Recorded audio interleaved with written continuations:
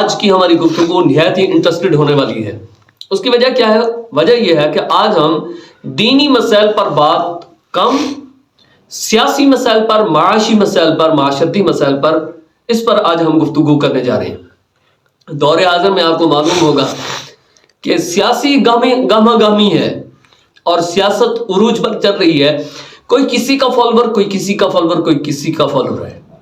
70 سال میں ہر دانشور اس بات کو اچھے انداز سے جانتا ہے کہ ہم دن بدن مقروض ہوتے جا رہے ہیں۔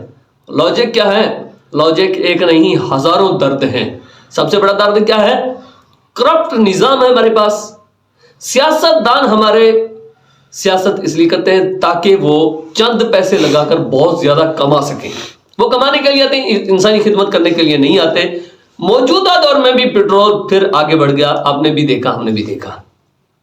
جب خود آنے والے حاکم اتنے زیادہ کرپٹ ہیں، بہت ہمارے سسٹم ایسے کرپٹ ہیں، تو ظاہر ہے نیچے والے نظام کو تو وہ سنبھال ہی نہیں سکتے۔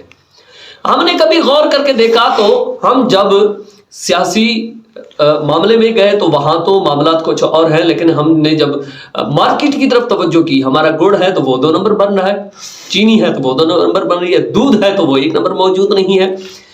ایون کہ آپ کسی بھی چیز کو اٹھا کر دیکھیں تو 2 نمبر بھی شرماتا ہے، اب تو 20 نمبر تک ہم پہنچ چکے ہیں۔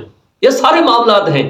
کیا اس دور میں بھی پاکستان میں کوئی ایسا کلیہ موجود ہے جس کے طریقے پر چلتے ہوئے ہم ایک اچھی قوم بن سکیں، ایماندار بن سکیں، امانت دار بن سکیں، ہم صدیق بن سکیں، ہم اچھے لوگ بن سکیں، اچھا ایک معاشرہ تشکیل پا سکیں؟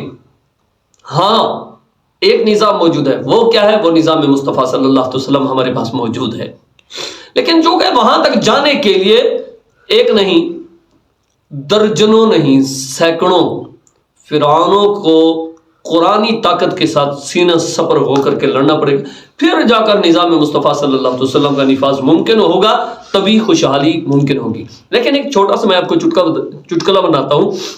اگر قوم اس پر بھی عمل کر لے تو پاکستان کے اندر نظام قرآن، نظام مصطفیٰ صلی اللہ علیہ وسلم کا نفاذ ممکن ہے اور خوشحالی بھی ممکن ہے۔ 2 مثالیں پیش کرتا ہوں آپ کو۔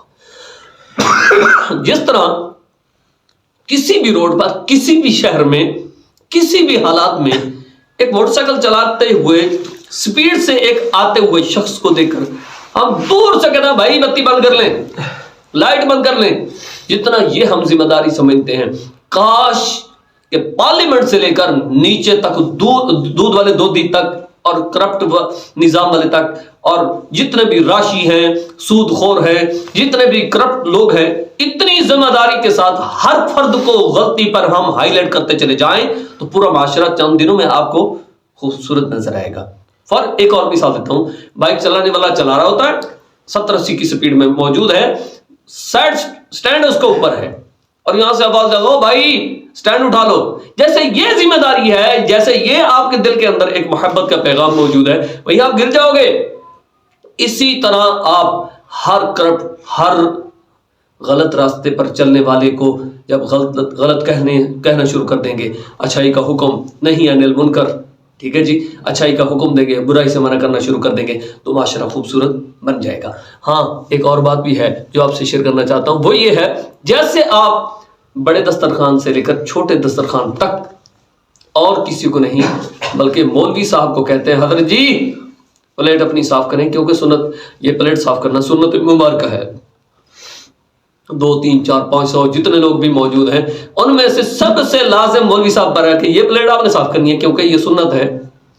اسی طرح ہر بندہ یہی سنت نہیں بلکہ نبی اکرم صلی اللہ علیہ وسلم کی پوری سنتیں ہمسائیوں کے ساتھ اچھے اخلاق کے ساتھ اور امانت داری کے ساتھ، سچ بولنے کے ساتھ، برائی سے بچنے کے ساتھ، 5 وقت کی نماز کے ساتھ، دین کے ساتھ، اسلام کے ساتھ، جیسے اس سنت پر آپ مخلص ہیں اسی طرح پورے اسلام کے ساتھ مخلص ہو جائے، جناب والا نظام مصطفیٰ صلی اللہ علیہ وسلم کا نفاذ بھی پاسبل ہے، اچھا معاشرہ تشکیل پانا بھی پاسبل ہے، اور اس برے معاشرے کو صاف کرنا بھی